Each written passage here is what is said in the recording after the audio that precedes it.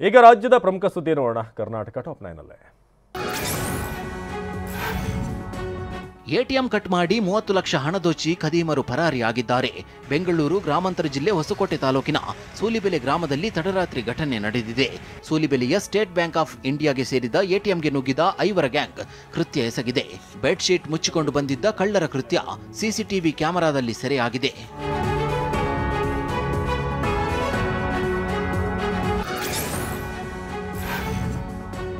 ಹುಬ್ಬಳ್ಳಿ ಧಾರವಾಡದಲ್ಲಿ ಮುಸುಕುದಾರಿ ಕಳ್ಳರ ಹಾವಳಿ ಹೆಚ್ಚಾಗುತ್ತಿದೆ.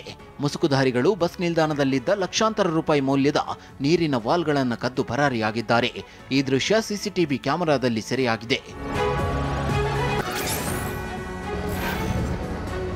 ಉದ್ಯೋಗದ ಹೆಸರಿನಲ್ಲಿ ಯುವತಿಗೆ ವಂಚಿಸಿರೋ ಪ್ರಕರಣ ಬೆಳಗಾವಿ ಉದ್ಯಮ ಭಾಗ ಪೊಲೀಸ್ ಠಾಣೆಯಲ್ಲಿ ದಾಖಲಾಗಿದೆ.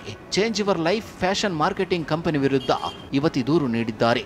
ಪ್ರತಿ ತಿಂಗಳು 18,000 ಸಂಬಳ ಕೊಡೋದಾಗಿ ಹೇಳಿ 47,000 ರೂಪಾಯಿ ಕಟ್ಟಿಸಿಕೊಂಡು ವಂಚಿಸಿದ್ದಾರೆಂದು ಯುವತಿ ಕಂಪನಿಯ 5ರ ವಿರುದ್ಧ ದೂರು ದಾಖಲಿಸಿದ್ದಾರೆ.